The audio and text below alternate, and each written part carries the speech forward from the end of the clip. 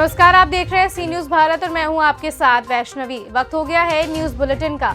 इस बुलेटिन में हम जानेंगे कहां मिला ज्ञात युवक का जला हुआ शव, कहां भूमाफियाओं के खिलाफ की गई बड़ी कार्रवाई, कहां कांग्रेस महासचिव प्रियंका गांधी ने किन प्रत्याशियों के लिए किया जनसंपर्क, कहां महसूस किए गए मध्यम भूकंप के झटके, नागरिकों को जागरूक करने के लिए किसने निकाली स्वच्छता जागरूकता रैली, साथ ही जानेंगे कि कहां पुजारी की कुटिया में लगी आग। इन सभी खबरों पर करेंगे विस्तार से चर्चा। मतदान के दिन वोटरों से बात करने पर आम जनता ने अपने अपने पार्टी के विकास की बात कही, तो वहीं दूसरी तरफ दूसरी पार्टी पर तंज कसते हुए भी लोग नजर आए।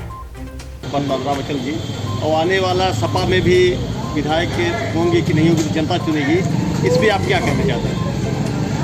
मित्र, जो हालात है जो प्रत्यक्ष दिखाई पड़ता है विकास का धारा है, प्रत्यक्षम किम प्रमाण, संस्कृत के श्लोक है, जिसका प्रत्यक्ष जो चीज़ दिखाई पड़ता है उसका प्रमाण की कोई जरूरत नहीं। ये स्वयं भाषा भूषा की दबंगई है कि अपनी बात कह दिया जाए, मगर अंबेडकर नगर के विकास के अलावा न दिखे पूरे भारत का, पूरे प्रदेश का विकास अगर देखेंगे तो मोदी और योगी हाथ से हुआ है। अगर अम्बेडकर नगर का विकास ना देखा जाए तो मतदाता कैसे मतदान? क्या अम्बेडकर नगर प्रदेश से अलग तो है नहीं? बाबा जी ने क्या विकास, बाबा जी ने क्या विकास किया? बाबा जी का विकास, बाबा जी का विकास, सभी को शौचालय, साढ़ ये समस्या तो मान ली साढ़ वाला है, तो कह भी दिया नहीं, अभी तो नहीं। मोदी जी ने, बाबा जी कहते हैं, मोदी जी ने अभी कहा भी है, बाबा जी कहते हैं हम अपने जिले में हर जगह बनाए हैं, ये उनकी कोई ना अधिकारी सुनता ना कर्मचारी सुनता, हर साल घूमते हैं, उसके लिए राशन वहाँ जो आता है, चारा आता है, उसका पैसा कहाँ जाता है? आप कभी गए हैं पशु फ्री कोई दिया था? देखिए, फ्री ये स्टाफ जो होता, खाद्यान्न स्टाफ हमारी आपात स्थिति के लिए एडवांस में डंप रहता है।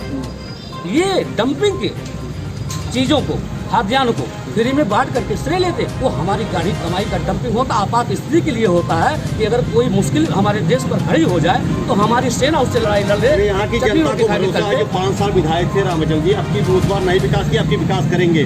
नहीं, विकास तो हमेशा किया है इन्होंने विकास की लड़ाई ही लड़ा है और विकास के मुद्दे पर आज भी वो लड़ाई लड़ रहे हैं।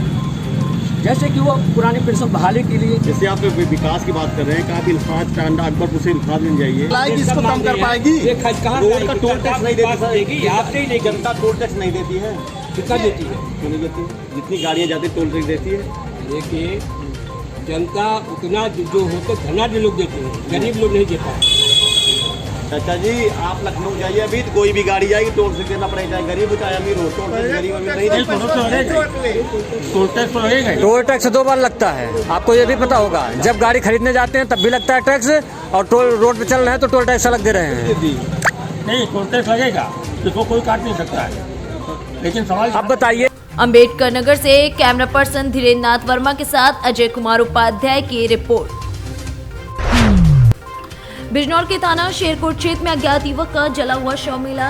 क्षेत्र में शव मिलने से हड़कंप मच गया, वहीं हत्या की आशंका जताई जा रही। स्थानीय पुलिस ने शव को कब्जे में लेकर पोस्टमार्टम के लिए भेज दिया और शव की शिनाख्त में प्रयास कर रही है। पुलिस जांच पड़ताल में भी जुटी हुई है। आपको बता दें कि बिजनौर के थाना शेरकोट क्षेत्र अंतर्गत सरदार खां की पुलिया से ग्राम भनौटी को जाने वाली रोड पर रईस अहमद निवासी मोहल्ला खुराडा कस्बा शेरकोट के खेत में एक अज्ञात पुरुष का शव जला हुआ पड़ा मिला। सूचना पर पहुंचे स्थानीय पुलिस द्वारा शव को कब्जे में लेकर शिनाख्त के प्रयास किए जा रहे हैं, लेकिन अभी तक शिनाख्त नहीं हो सका है। पुलिस द्वारा शव को कब्जे में लेकर पंचायतनामा भरकर पोस्टमार्टम के लिए जिला अस्पताल बिजनौर भिजवा दिया गया है। बिजनौर से सलीम हाशमी के साथ अजमल अंसारी की रिपोर्ट। बुलंदशहर जनपद के शिकारपुर में सी ऑफिस के सामने पोखर और रास्ते की भूमि पर भूमाफिया द्वारा अवैध प्लॉटिंग कर बेच रहे थे। भूमाफिया, जिस पर एसडीएम आशीष कुमार सिंह के आदेश अनुसार नायब तहसीलदार सुशील कुमार गुप्ता के नेतृत्व में राजस्व टीम एवं नगरपालिका प्रशासन ने मिलकर भूमाफियाओं से पोखर व रास्ते को महाबली चलाकर कब्जा मुक्त कराया। तहसील प्रशासन की कार्रवाई से अवैध प्लॉटिंग करने वालों में हड़कंप मचा। एसडीएम ने बताया है कि आगे भी अभियान चलाकर ऐसे लोगों के विरुद्ध कानूनी कार्रवाई की जाएगी। फिलहाल भूमाफिया के खिलाफ एंटी भूमाफिया की कार्रवाई की जा रही है। शिकारपुर जब हम सीईओ साहब के ऑफिस के सामने से आते हैं इसके अपोजिट साइड में, तो आप देखते होंगे कि रास्ते पे बहुत ज़्यादा पानी भरा हुआ है। जी। उसका कारण ये है कि यहाँ पे पोखर हुआ करता था और उस पोखर पे कुछ लोगों ने अतिक्रमण कर लिया। धीरे धीरे उसको जो है प्लॉटिंग करने का जो है प्रयास कर रहे थे, जिसके कारण सारा पानी जो है रास्ते पर चला जाता था। माननीय जिलाधिकारी महोदय तहसीलदार साहब के निर्देश के अनुपालन के क्रम में यहाँ पोखर और रास्ता जो कि सम्मिलित रूप से है, आज उसको खाली कराया गया है यहाँ से। और तो इस पर सर श्री अमित कुमार सैनी जी हैं, उन्होंने कब्जा कर रखा था, इस पर प्लॉटिंग कर रहे थे अपना। तो अब जो है तहसील प्रशासन के माध्यम से सारी राजस्व टीम मिल करके इसको जो है कब्जा मुक्ति तो सर इस प्राथमिकी दर्ज कराई गई है और माननीय उच्चाधिकारी महोदय को जो है अलग से रिपोर्ट भी प्रेषित किया गया है। इनके द्वारा जितने भी जो है अभी तक कब्जे किए गए थे वो सब हटवाए गए हैं। साथ ही साथ में जो है बगल में कुछ वृक्षारोपण की भी ज़मीन थी, उसे भी अलग से पैमाइश करा करके नगर पालिका शिकारपुर को जो है सुपुर्द पैमाइश करके हम कुछ करेंगे, जांच करेंगे उसका। जांच करेंगे। बुलंदशहर से सी न्यूज संवाददाता नितिन सिंह की रिपोर्ट। यूक्रेन पर रूस की सैन्य कार्रवाई के बीच हजारों भारतीय छात्र वहां फंसे हुए हैं। ऐसे में उन छात्रों को वापस लाना एक बड़ी चुनौती है। युद्ध के इस माहौल में बुलंदशहर के छात्र प्रभात चौहान की घर वापसी हुई है। प्रभात चौहान यूक्रेन के इवानो शहर में मेडिकल की पढ़ाई कर रहे थे। रूस का हमला होने के बाद वो वहां फंस गए थे, जिसके बाद जैसे तैसे वो बॉर्डर पहुंचे। प्रभात ने बताया कि वहां पर हर दिन के साथ हालात और ज्यादा खतरनाक होते जा रहे हैं। बुलंदशहर में कस्बा खानपुर मोहल्ला चौहान बस्ती का निवासी छात्र प्रभात चौहान यूक्रेन से लौटा है। प्रभात चौहान के पिता योगपाल सिंह चौहान खानपुर नगर पंचायत में क्लर्क के पद पर कार्यरत हैं। 22 साल के प्रभात यूक्रेन के शहर इवानो में मेडिकल कॉलेज में 2019 से MBBS की पढ़ाई कर रहे थे, लेकिन रूस के हमले के बाद दूसरे छात्रों के साथ वो भी वहां फंस गए थे।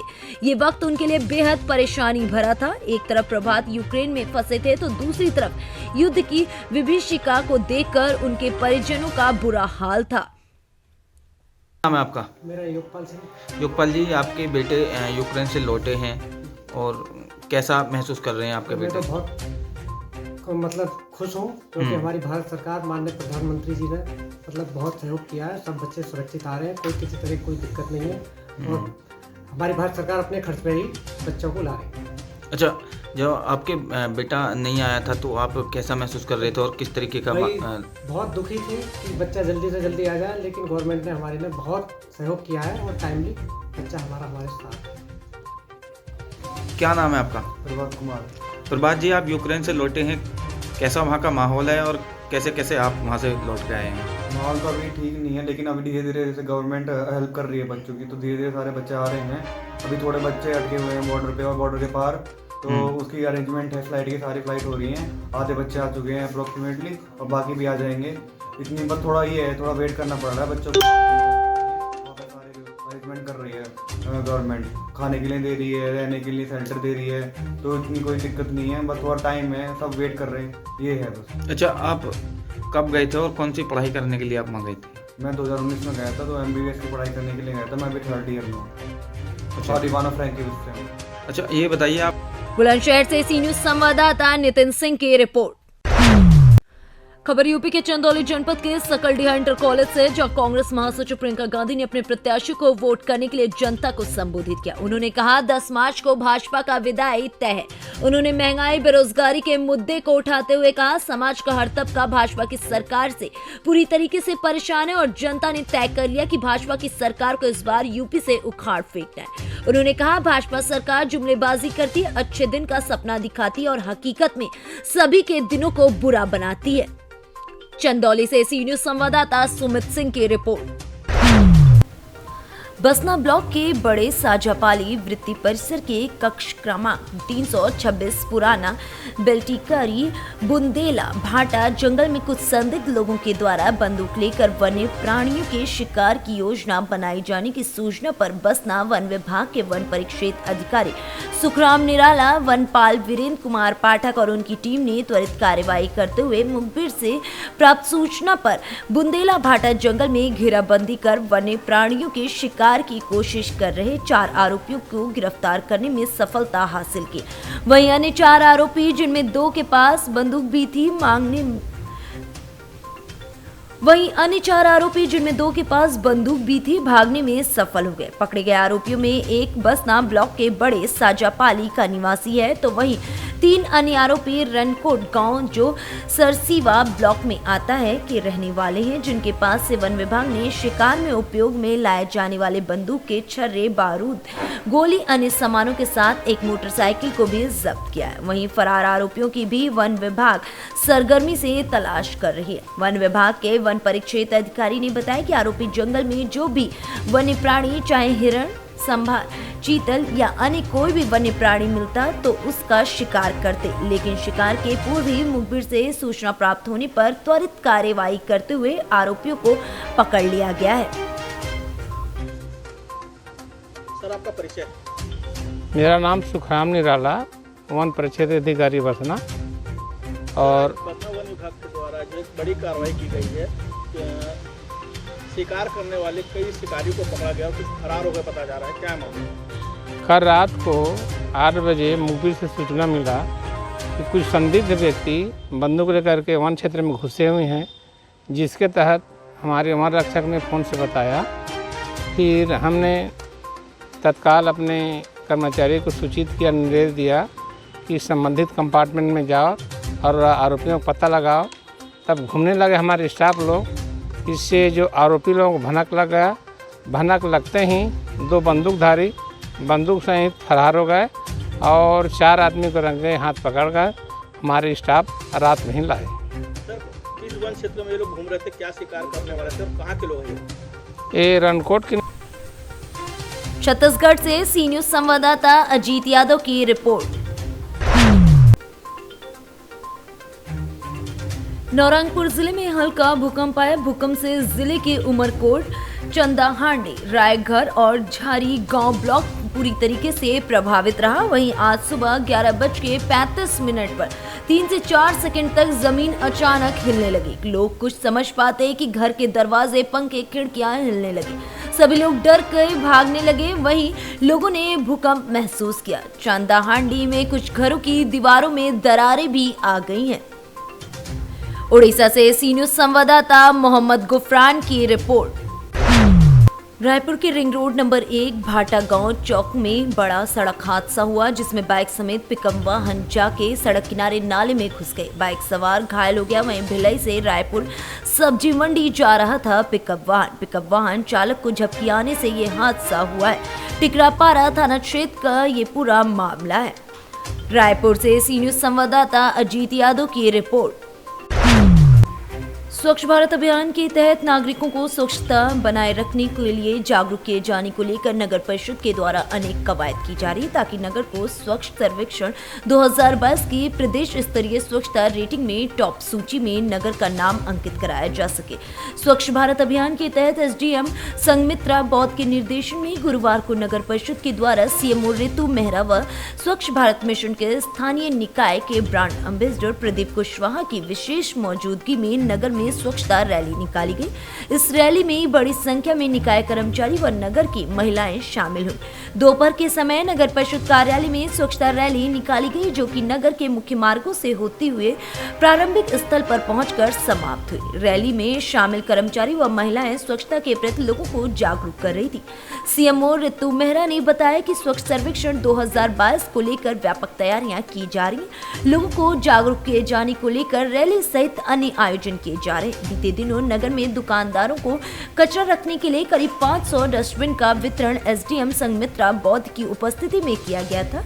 सीएमओ ऋतु मेहरा व नब के ब्रांड एम्बेसडर प्रदीप कुशवाहा ने नागरिकों से अपील की है कि स्वच्छता के प्रति जागरूक रहें।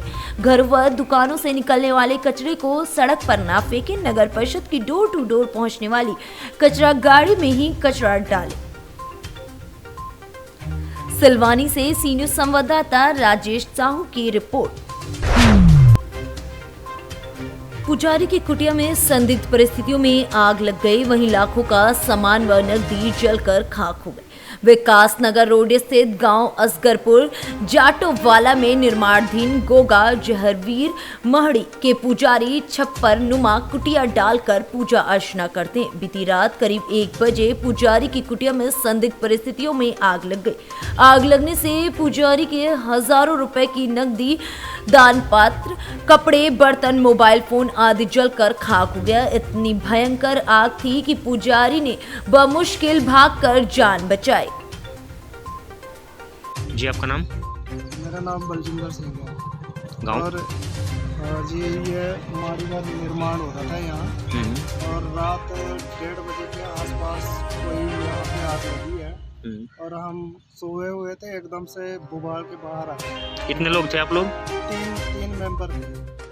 आप सोए हुए थे? सोए हुए थे यहाँ, और एकदम से जैसे ही आग लगी, धुआं अंदर गया तो एकदम से बुबाल के बाहर निकला आग। और ये आग कैसे लगी हमें कुछ भी नहीं मालूम। नुकसान इसमें बिस्तर थे, भांडे थे, और खाने पीने का सारा सामान जो है एकदम से राख हो गया, और फोन वगैरह सब हमारे अंदर ही हो गई। ये भांडे हैं और ये बेंच वगैरह सारा कुछ ये सब सड़ के सुहा हो गया। ठीक है, और बाकी और बहुत सामान था खाने पीने का, और पैसे थे। पैसे कितने थे?